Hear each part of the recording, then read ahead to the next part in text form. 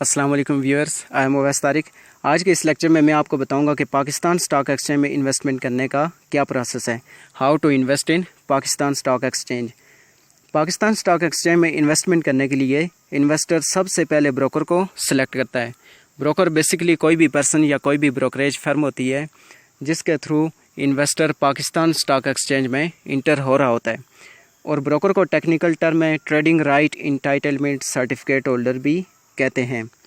Broker की selection के दौरान इन्वेस्टर इस बात को भी माइंड में रखता है कि जिस ब्रोकर को वो सिलेक्ट करने जा रहा होता है उसका SCCP में रजिस्टर्ड होना मस्ट है, और इसके अलावा वो ब्रोकर की रेपुटेशन भी देख रहा होता है।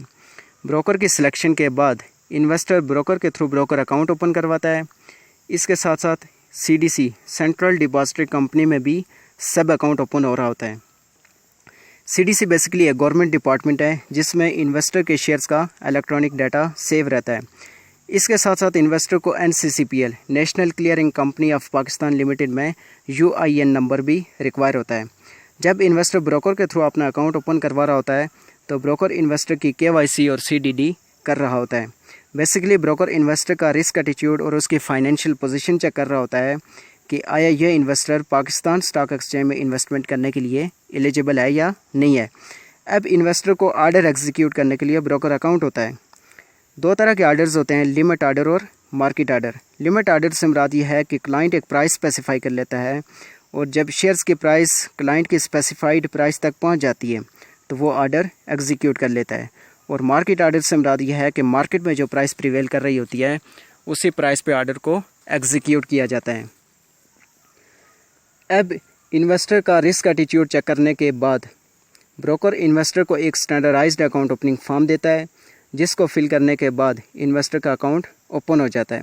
यह अकाउंट मिनिमम 25,000 रुपीज़ से ओपन हो जाता है। ब्रोकर अकाउंट ओपन होने के बाद investor UIN unique identification number के लिए NCCPL में रजिस्टर्ड हो जाता है और शेयर्स की ट्रेडिंग CDC में होती है। CDC अकाउंट ओपन होने के बाद इन्वेस्टर अपने अकाउंट को ऑपरेट करने के लिए एलिजिबल हो जाता है। अब अकाउंट को ऑपरेट करने के लिए इन्वेस्टर के पास दो तरीके होते हैं। NCCPL में रजिस्ट्रेशन के दौरान ब्रोकर इन्वेस्टर को एक पासवर्ड ID देता है। अगर इन्वेस्टर अपने अकाउंट को ब्रोकर के थ्रू ऑपरेट करना चाहता है तो इसके लिए ब्रोकर इन्वेस्टर को मोबाइल एप्लीकेशन फैसिलिटी या ऑनलाइन फैसिलिटी देता है। और शेयर्स की परचेजिंग और सेलिंग के लिए इन्वेस्टर ब्रोकर को आर्डर देता है और ब्रोकर की कराची ऑटोमेटेड ट्रेडिंग सिस्टम के ज़रिए इन्वेस्टर के आर्डर को एग्जीक्यूट करता है। और ये सारी की सारी ट्रेडिंग CDC अकाउंट के थ्रू ही हो रही होती है। इस प्रोसेस की तमाम सेटलमेंट के लिए NCCPL 24 आवर्स के अंदर अंदर इन्वेस्टर को सारी की सारी इन्फॉर्मेशन प्रोवाइड करती है और 2 दिन के अंदर अंदर ट्रेडिंग की सारी सेटलमेंट हो जाती है। यह थी आज की हमारी वीडियो। अपना बहुत सारा ख्याल रखिएगा। अल्लाह हाफिज़।